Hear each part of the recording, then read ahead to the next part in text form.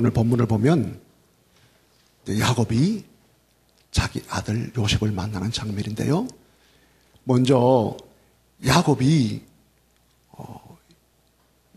요셉이 애굽에서 살아있고 국무총리가 되었다는 소식을 듣게 되죠. 더불어서 이제 요셉이 아버지를 애굽으로 내려오시라고 초청을 합니다. 야곱이 이제 애굽으로 내려왔습니다. 애굽으로 내려와서 가족들을 다 만나죠. 그때 요셉이 야곱에게 이렇게 이야기합니다. 왕을 배반하면 당신의 직업이 무엇입니까? 라고 물어보면 목축업을 한다고 하십시오. 그리고 어느 땅에서 기가할 것이냐 물어보면 우리에게 고센 땅을 주십시오. 이렇게 이야기하라고 요셉이 야곱에게 형제들에게 이야기를 합니다. 여기에는 굉장히 심오한 말씀이 곁들여져 있다는 사실을 여러분들 아셔야 합니다. 여러분 보세요. 목축업은 애굽인들이 굉장히 천하게 여기는 직업이거든요. 천하게 여기는 직업임에도 불구하고 목축업을 한다고 우리 조상 대대로 그 일을 한다고 아래라고 이야기한 이유가 있습니다. 보세요. 이 애굽은요, 나일강을 중심으로 해서 삼각주가 형성됐거든요. 이 삼각주는요, 1년에 한 번씩 홍수가 나는데 홍수가 나면 객토 현상이 나타나고 땅을 뒤집어 엎어요. 생각해 보세요. 얼마나 이 땅이 옥토겠습니까? 아니, 심으면 풍성해진다니까? 농경사회가 정착화될 수밖에 없죠. 그리고 풍요한 삶을 이루어내요. 훌륭한 문화와 과학과 그리고 풍성한 삶의 바탕이 이 나일강 중심으로 형성되어 있는 거예요. 근데 목축업을 한 사람 떠내기예요, 떠내기. 그 문명의 혜택을 누리지 못하고 그냥 천막을 긋고 또 풀을 따라 이게 짐승들을 양식을 따라 이동하는 자들이에요. 그러니까 냄새나고 또 깨끗하지 못하고 문명을 누리지 못하고 그러니까 농경산업을 하는 사람들은 목축업을 천시 여길 수밖에 없어요. 자 보세요. 그런데도 불구하고 국무총리의 아버지 가족들이 목축업을 한다. 왕에게 구하라. 그것은요, 목축업을 하니까 애굽인들이 이스라엘 백성들을 천시 여기고 이스라엘 백성들도 애굽의 문화에 거절하고 아예 교통하지 말라는 거예요. 교통하지 말라. 그러니까 애굽의 문화에 동화되지 말라는 거예요. 두 번째, 고센지역에 산다. 고센지역은요, 두 가지 의미가 있습니다. 이 첫째는요, 고센지역은 애굽의 도시와 멀리 떨어져 있고 고센지역을 통과해야 애굽을 들어갈 수 있습니다. 애굽의 풍성한 문화의 도시와 멀리 떨어져 있어서 그 애굽의 문화와 종교에 동화되지 않을 뿐만 아니라 가나안에 빨리 갈 수 있습니다. 고센 지역에서.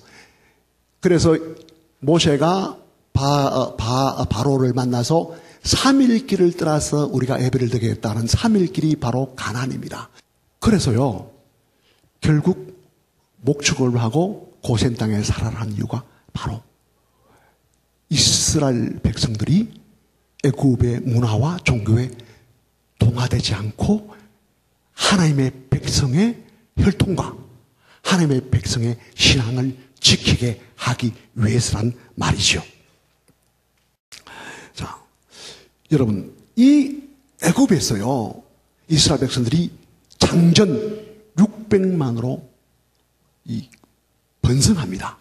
600만으로 번성하는데 400년 동안 아브라함에게 말씀하신 그 예언이 이루어졌는데요. 400년 동안 애굽에 있으면서 이스라엘 백성들이 애굽인과 통혼하지 않았습니다.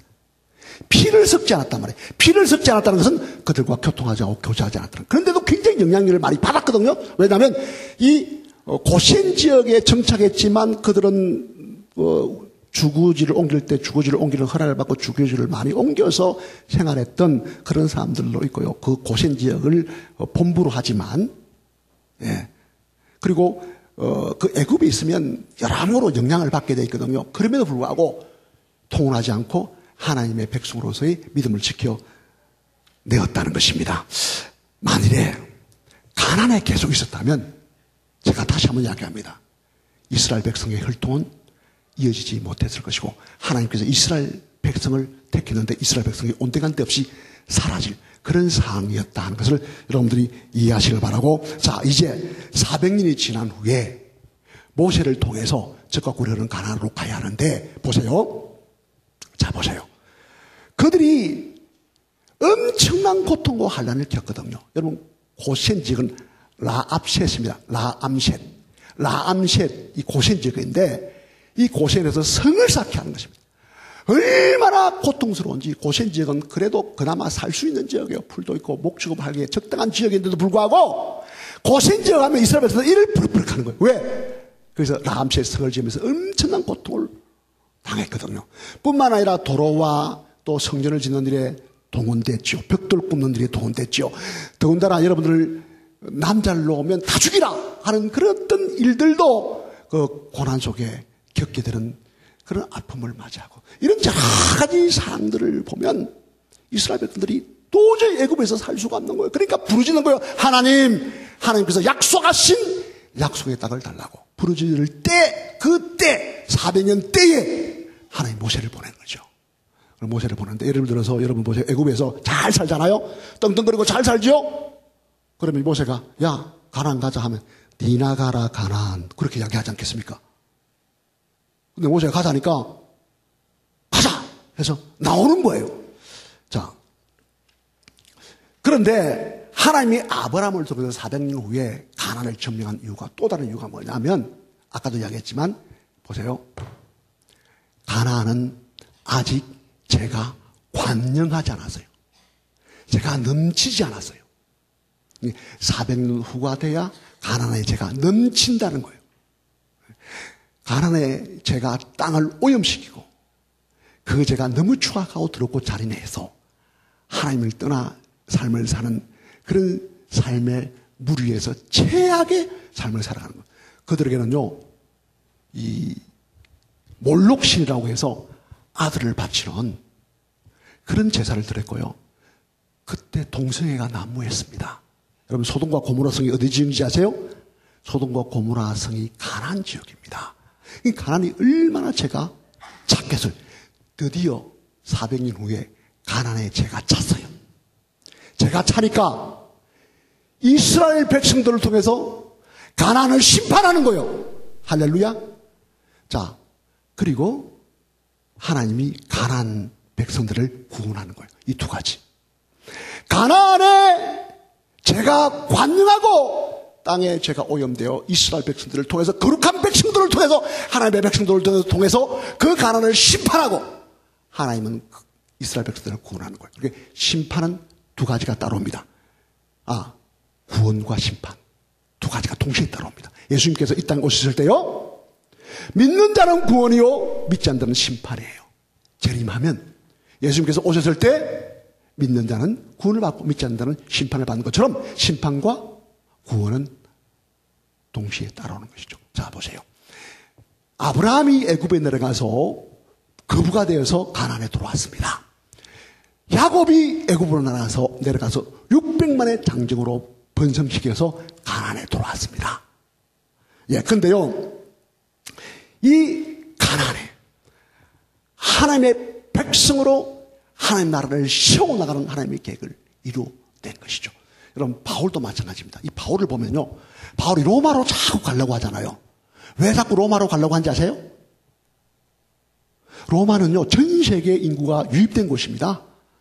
물론 전 세계 종교가 유입돼서 타락한 곳이기도 하지만 로마에 가서 복음을 전하여 믿는 자가 나오면요, 세계를 변화시키는데 중추적 역할을 감당할 수 있잖아요.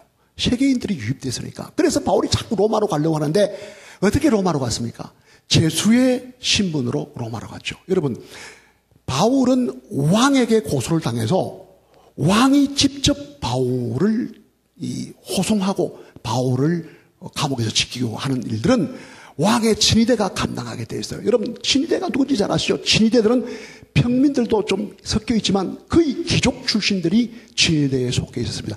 이들은 귀족 출신들이에요. 이들이 제대하고 나면 원론도 되고 장군도 되고요, 정치인으로 풀려나가는 이런 사람들이었습니다. 자, 바울이요, 상교대하는 친위대들에게 복음을 전하는 거예요.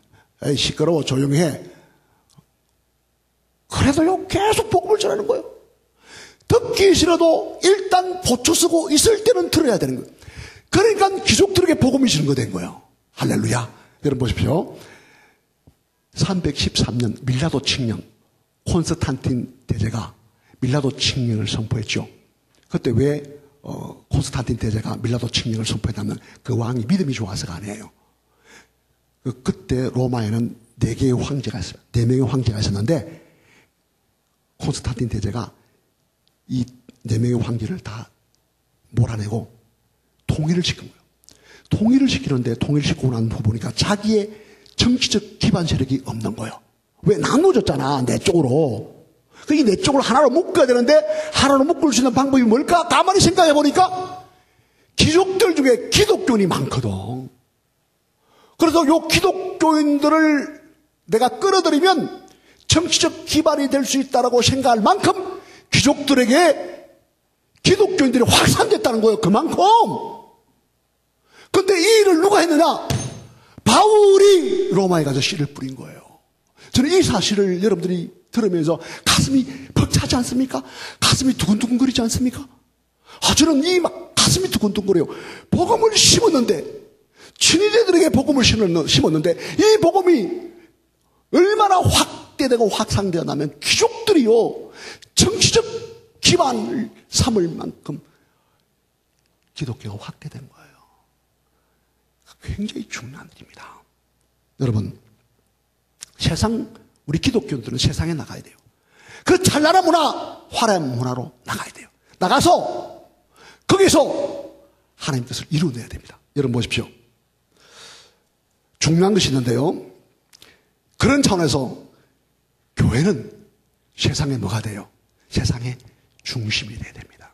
여러분, 지금부터 잘 들으세요. 졸지 말고. 보세요. 우리 교회는 세상에 나가서 삶을 살아야 되거든요. 그런데 세상에 나가서 복음의 삶을 살고 하나님의 존귀함을 드러내고 세상에 관념된 죄를 나사렛 예수 그리스도 이름으로 추방하고 그들 심령을 구원하는 일들을 해야 되거든요. 그런데 세상에서 우리가 동화되지 않아야 된다는 거예요. 동화되지 않아야 돼요. 이게 중요한 거예요. 동화되지 않기 위해서 어떻게 해야 되느냐 이 말이에요. 우리 기독교의 이중적인 구조가 여기 있는 거예요. 동화되지 않기 위해서 교회에서 말씀과 기도와 예배로 무장해야 됩니다. 여러분, 그런 차원에서 예배는 굉장히 중요하죠. 우리는 세상에 나가면 어떻게 살아야 돼요? 초월적인 삶을 살아야 돼요. 세상에서 세상의 아름다운 문화와 세상의 원리와 방법과 힘에 우리가 함께 살아가지만 그 세상의 문화와 세상의 종교와 세상의 힘에 동화되지 않고 초월적인 삶, 그 세상에서 초월적인 삶을 살아가는 이중적인 구조를 가지고 살아가는 존재들이란 말이에요.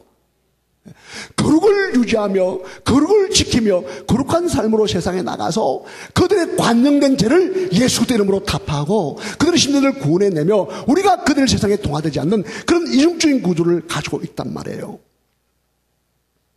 그런데 이 이중적인 구조에 문제가 있습니다. 어떤 문제가 있냐면 2가지 문제가 있습니다. 하나는 이 이중적 구조의 밸런스를 잘못 맞추면 이런 현상이 나타날 수 있어요. 세상에 가서 뭔가 하려고, 뭔가 세상에서 힘을 발휘하고 세상의 질서와 세상의 힘에 굴림해서 내가 예수 믿는 사람은 이런 사람이라고 증명하고 싶은 거예요. 세상에 나가면 우리가 섬기고 낮아지고 하나님의 원리로 가야 되는데 세상적 방법으로 가서 세상에서 기독교는 이 정도의 힘을 가지고 있다는 것을 보여주기를 원하는 그런 문제점이 있고, 2번째로는 교회에서는 방방 떠요. 막 찬송하면 방방 뜨고 막 할렐루야 찬양하고. 그런데 밖에 나가면 세상 사람과 똑같이 생활하는 이런 단점을 가질 수가 있기 때문에 이중적인 구조의 밸런스를 잘 맞춰야 합니다. 여러분, 이중적인 구조의 밸런스를 잘 맞추기 위해서는 우리가 끊임없이 거룩을 소유해야 된다 이 말이에요. 거룩을 지키고 거룩을 유지하기 위해서 여러분들이 시간을 내고 헌신해야 합니다. 고센 지역은요, 애굽이지만, 그러나 애굽에 들어가서 애굽과 동화되지 않기를 원하는 그 한적한 곳이에요. 우리는 세상에서 교회가 있습니다. 세상의 문화에 동화되지 않고 그들의 힘과 원리에 지배당하지 않고 종로를 하지 않기 위해서 고센 지방에 모여 있어야 된단 말이에요. 교회에 모여 있어야 된단 말이에요. 정말로 너희 신앙을 유지하기 위해서는 여러분 끊임없이 교회를 찾아야 하고 교회에서 말씀과 교회에서 교제와 기도와 찬양과 예배가 이루어져야 됩니다. 여러분 보세요. 수요 예배, 금요 예배, 오후 예배, 주일 예배, 이게요 우연히 사람들이 만든 것이라고 생각하지 마세요. 하나님의 뜻이 있어요. 정말 하나님의 뜻이 있어요. 여러분 수요예배 나오세요. 금요일날 나오세요. 왜 나와야 됩니까? 세상에 우리가 살면서 세상에 동화되는 내 모습을 보면서 여기서 거룩을 지켜야 되고 거룩을 유지해야 되는데 그 거룩을 지키고 거룩을 유지하지 못하니까 다시 교회에 와서 하나님 말씀으로 무장하고 하나님의 사랑으로 덧입고 새롭게 회개하며 자복하며 기도하며 하나님 말씀으로 무장해서 세상에 나가는 것 아닙니까? 그것을 위해서 끊임없이 교회 중심적 삶을 살아야 된다는 거예요. 여러분 교회 중심적 삶을 살지 못하면 세상에 동화될 수밖에 없다는 사실을 잊지 마세요. 이타적인 정신으로 믿음을 가지고 세상에 나가서 관영된 죄를 물리치고 그들의 삶에 파고들어서 그들의 삶에 그들의 아픔과 고통이 예수 그리스도로 말미암아 치유함을 받고 그들의 어두운 지하길에서 그들의 빛을 밝혀 그들의 심령들을 주께로 인도하는 일들, 이 일들을 위해서 우리가 부름을 받았고 이 일들을 위해서 교회에서 세상으로 출발하는, 교회에서 세상으로 출발하는 그런 이중적인 분명히 구조를 우리가 깊이 있게 깨달아야 된다는 사실을 잊지 마시기를 바랍니다. 자, 예를 하나 들게요. 하나님께서 여러분들을 이중적 구조 속에서 왜 거룩으로 준비시키느냐. 보세요. 애굽에서 600만을 하나님의 그 백성으로, 하나님의 혈통을 지닌 하나님의 백성으로 딱 남겨놓은 것은요, 가나안의 그 죄를 답하고 심판하기 위해서거든요. 우리를 준비할 때는요, 세상이 죄가 찼다니까요. 그래서 이 거룩한 자를 통해서 하나님 역사하기 위해서 여러분들을 부르고 있는데요. 여러분 기억하십시오. 예를 들면 요즘은 기업에서 세계가 바뀌면 기업이 바뀌고 기업이 바뀌면 학교가 바뀌거든요. 근데 기업이 바뀌었다는 것은 세계 추세가 변화된다는 사실입니다. 이 중요하게 봐야 돼요. 기업에서는 요즘 스펙을 보지 않습니다. 스펙. 뭘 보느냐? 스토리를 봐요. 스토리. 지금 대학교 입학할 때도 스토리를 쏘라 할걸? 스토리 쓸 게 없잖아. 스토리를 쏘라 그래요. 그래서 예를 들면 4.0 받은 애가 고대에 들어갔어요. 4.0 받고 고대에 들어갔다니까? 왜? 스토리가 풍부하거든요. 특별한 스페셜 같은 이야기, 체험, 특별한 이야기, 이런 특별한 경험, 이것을 굉장히 중요하게 여기는데요. 요즘 세태가 이렇게 흘러가고 있거든요. 근데 이 스토리는요, 우리가 거룩한 삶을 살아가고 믿음의 삶을 살아가면 스토리가 만들어져요. 자, 예를 들어서 제가 그 RTS 단체에서 아마 설교하는 목사님의 설교를 들었는데 어떤 이야기를 하냐면 이런 이야기를 해요. 참 기가 막힌 이야기를 하는데 이 애가 경희대를 나왔는데 미국에 5군데 직장에 일어서를 넣었대. 유엔 사무국, 미국 정보부, 뭐 이런 5군데를 넣었는데 어떻게 스펙을 써서 넣었냐면 나는 고등학교 다닐 때 기독 서클을 구성해서 그 학교에 기독교인 그리스도인들을 만드는 일을 위해서 헌신했습니다. 나는 대학교 들어가서 고등학교 학생들에게 멘토링, 그 사역에 헌신하여 고등학교 학생들을 변화시키는 데 힘을 썼습니다. 나는 내 인생의 피드백을 통해서 내 인생을 점검하고 내 인생을 개발하고 내 인생을 귀하게 갖고 나갔습니다. 뭐 이런 수로 써서 미국에 팩스로 넣었어요. 근데 놀라운 일은요, 그 회사에서 5군데였는데 3군데에서 직접 연락이 왔대요. 연락은 안 한대요. 합격이면 합격 팩스로 넣으면 되거든요. 직접 연락이 와서 당신 정말 이렇게 했느냐 물어보더래. 3곳에서. 그렇게 했다. 그러니까 3곳에서는 연락이 오고 5군데 모두 합격을 한 거예요. 이번 봄에 미국으로 떠났다고 그러더라고. 이런 일이요, 이제 우리 한국에서 서서히 이루어지고 있거든요. 회사에서 나는 비전이 맞고, 나는 이 회사에서 내가 이 회사를 살리겠습니다. 내가 이 회사를 변화시키겠습니다. 내가 이 회사에서 일조를 하겠습니다. 이런 아이들을 뽑는다는 거예요. 스펙이 많아서 이 스펙에 따라 대우해달라. 이런 사람 안 뽑는다는 거예요, 이제는. 그럼 마켓 3.0이라고, 이것은요, 경제학 용어인데요. 지금 3.0에서 마켓 4.0으로 가고 있거든요. 이 용어가 뭐냐면 기업인들이 영적인 사람이 돼야 된다. 이렇게 이야기해요. 그건 경제인들이 이야기하는 거예요. 그리스도인들이 이야기하는 것이 아니라 영적인 사람이 돼야 된다. 그게 무슨 뜻인 줄 아세요? 우리 기업에 오면 공헌을 하는 자, 내 스스로 긍정적인 자를 가지고 내가 이 회사를 살리겠다는 주의를 가지고 이 회사를 위해서 헌신하는 자를 찾는다는 거예요. 자, 이 구조가요, 그리스도의 삶과 비슷하지 않습니까? 저는 이런 이야기를 여러분에게 하고 싶어요. 여러분들이 거룩으로 무장하잖아요.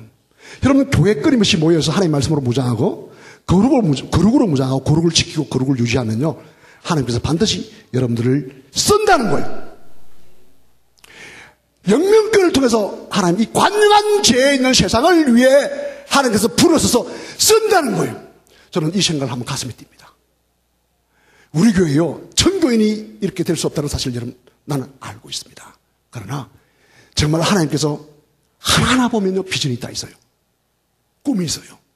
하나님 주신 꿈이 있어요. 지금은 신앙생활을 별 볼 일 없이 하고 있고, 지금은 겉다리처럼 신앙생활을 하고 있지만, 하나님이 그 아들을 통해서 놀라운 일을 계획하고 있거든요. 문제는 뭐냐? 내가 거룩으로 무장해야 된다는 거예요. 내가 고센지기에 거해야 된다는 거예요. 내가 교회에 거해야 된다는 거예요. 여러분, 교회를 사랑하십시오. 교회 모이기를 즐거워하십시오. 교회 매일 모이세요. 모여서 기도하며 거룩을 유지하고 지켜내십시오. 말씀으로 무장하며 하나님 말씀으로 다져나가십시오. 여러분들이 교회에서 그렇게 거룩을 유지하고 거룩을 지키고 거룩한 삶을 살아가며 여러분들이 예수 그리스도를 머리로 해서 교회 몸으로 유기체적으로 여러분들이 기능을 감당할 때 여러분들을 통해서 하나님은 반드시 쓸 겁니다. 쓰기 위해서 여러분들을 지금 훈련시키고 있어요. 지금 고신 지역에서 여러분들을 교회에서 훈련시키고 있단 말이에요. 하나님 사람으로 다듬어내고 있고, 하나님 사람으로 훈련시키고 있고, 하나님 사람으로 연단하고 있고, 빚어내고 있단 말이에요. 이것을 여러분들이 아시길 바랍니다. 이것을 알고 이 시대 하나님이 반드시 부를 때에 여러분들이 애굽에서 나와서 적과 꿀이 흐르는 가나안에 가요. 그 가나안에 관련된 죄를 심판하고 그들의 땅에 하나님 나라를 세우는 것처럼 여러분들이 세상에 나가서 악의 죄악들, 관정된 죄악들을, 땅에 오염된 모든 것들을 예수 그리스도의 보혈의 피로 씻어내고 그들을 물리치고 하나님 나라를 세워나가는 일에 여러분 일을 감당하십시오. 이런 나이가 문제가 될 수 없습니다. 남녀노소가 문제가 될 수 없습니다. 누구든지 준비하는 자를 쓰십니다. 지금 말씀입니다. 여러분 귀하게 하나님의 사역에 쓰시고 하나님이 이 땅에 보내신 목적을 성취하여 그 나라를 위해서 복된 역사를 이루어내는 귀한 10년 되시기를 주의 이름으로 축복합니다.